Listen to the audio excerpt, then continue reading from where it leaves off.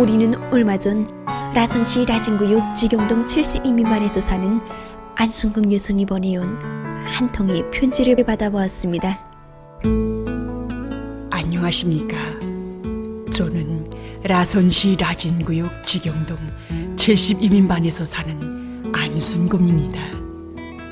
저는 오늘 우리 가정이 안겨 사는 귀중한 사회주의 제도에 대하여 서로 돕고 위해주는 고마운 사람들에 대해 전하고 싶어 이렇게 펜을 들었습니다. 저에게는 종육장애자인 딸이 있습니다. 얼마 전에 우리 딸 미경이가 쓴 장편사와 허란 소론이 출판되었는데 온 가족이 얼마나 기뻐했는지 모릅니다.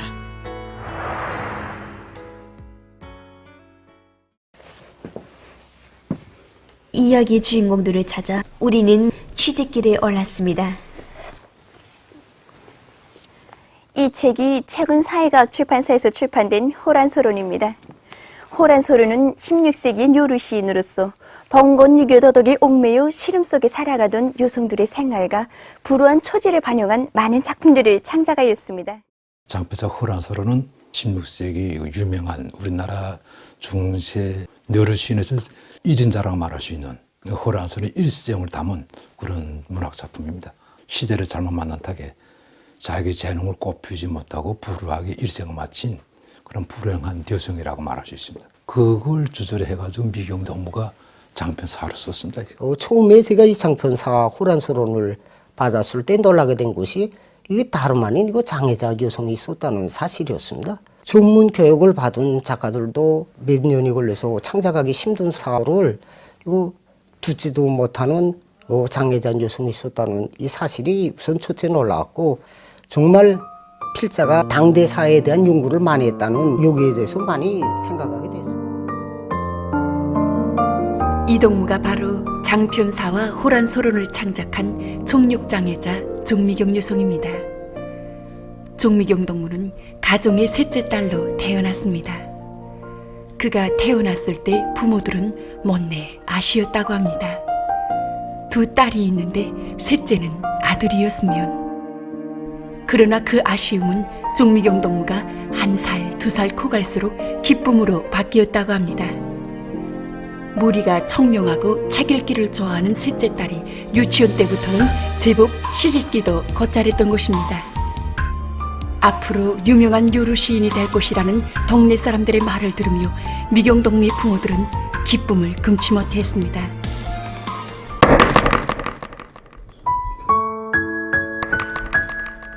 그러던 어느 날 미경 동무의 가정에는 불행이 닥쳐왔습니다. 그처럼 생기발랄하고 명랑하게 시를 읊던 사랑하는 딸애가 하루아침에 듣지도 말도 제대로 못하는 장애자가 되었던 것입니다.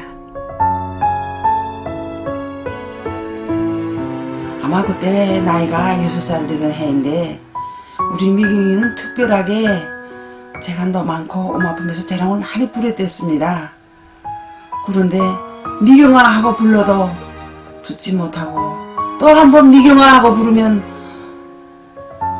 어머니 앞에 눈물 넣어서 답변하니 그때의 그 어머니 감성이 어떻겠습니까?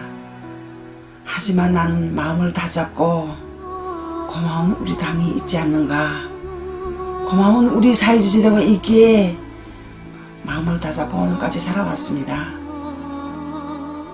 나라에서는 종육장애자인 종미경 동무를 따뜻이 품어 안아 주었으며 그가 자기의 문학적 재능을 마음껏 꽃피우도록 이끌어 주었습니다.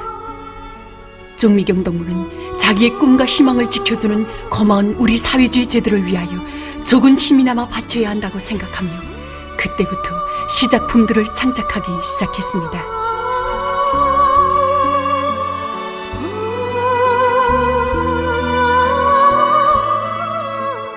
21살 때인가 22살 때 전국 현상 옹호 시작품 두세 개가 당선됐다는 거 봐서는 문학적 재능이 있었습니다. 근데 시라는 게 현실에 들어가야 하지 않습니까? 근데 이동문 장애자니까 현실 취재를 못하고, 그래서 이동무가 력삼으로 돌았답니다, 자기가.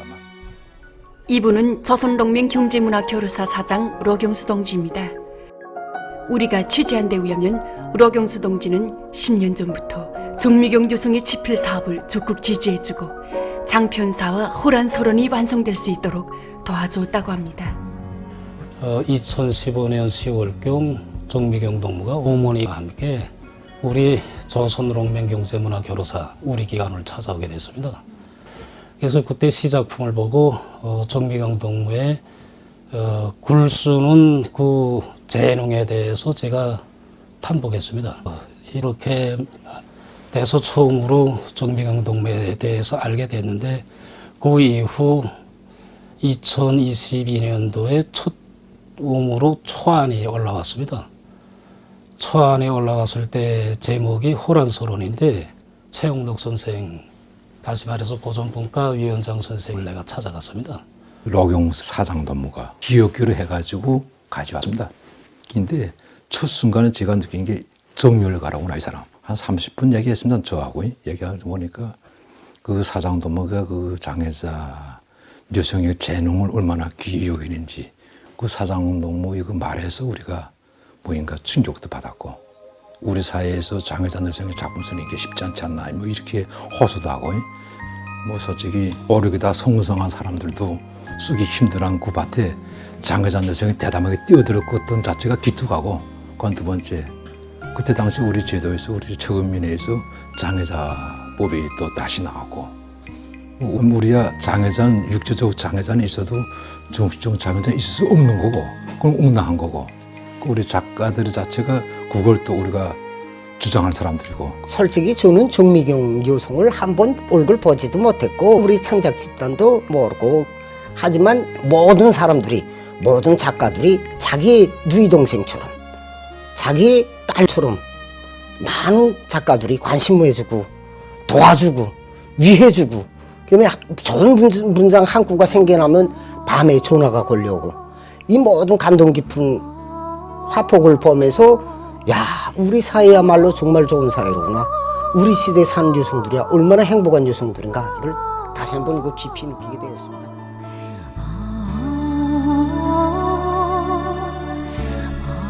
한 장애자 유성을 위해 바치는 고마운 사람들의 뜨거운 진정과 사랑, 그것은 그대로 미경동무를 지칠 줄 모르는 창작의 세계로 이끈 힘이었습니다.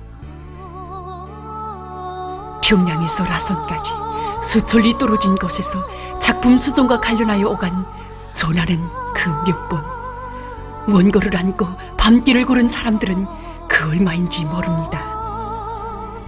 정미경 동무는 자기의 작품에서 지난날 비참한 운명을 강요당하지 않으면 안 되었던 여성들의 불우한 인생사를 통해 우리 인민들이 얼마나 좋은 제도에서 살고 있는가를 다시금 느끼게 하고 싶었습니다.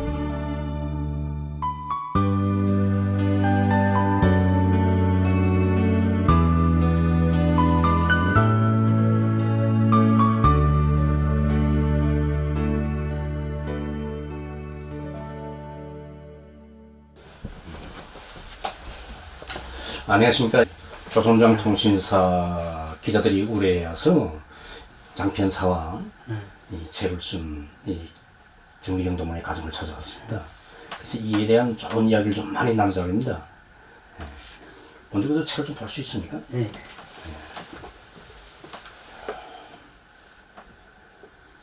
큰 책을 하느라고 수고 많았는데, 미경만 그래. 정말 이 장편사가 완성되기까지 도와준 많은 사람들에게 고마움의 인사를 드리고 싶습니다. 어머니로서 정말 기쁘다는 말을 무슨 말로 표현할지 모르겠습니다. 저는 어머니의 아들로 태어난 것을 정말 긍지로 생각합니다. 마을 사람들이랑 어머니를 만나면 책을 정말 잘 썼다고 하고 자기 집 일처럼 정말 기뻐들합니다. 나도 앞으로 어머니처럼 아버지 김정은 스님께 기쁨을 드리는 모범스러운 단원이 되겠습니다. 전 비록 듣지 못합니다. 그러나 전 똑똑해보고 생각하고 있습니다. 과연 우리 사회에서 우리 장애자들이 얼마나 보람있는 삶을 누려가고 있는가를 전 보답하고 싶습니다. 이런 가면 적을 위해, 어머니당을 위해 저희 모든 것을 다 바치고 싶습니다. 서국에 대하여 노래하려니 하마는 모습 모습과 추억이 떠올라 무엇부터 어떻게 노래해야 할까 너무나 정답고 소중한 모든 것을 사랑하노라 나의 그렇습니다. 한 장애자 유성이 쓴 사화. 그것은 곧 자기의 재능을 활짝 꽃피워준 어머니 저곡에 드리는 고마운 인사였습니다. 이 세상 제일 아름답고 위대한 조국은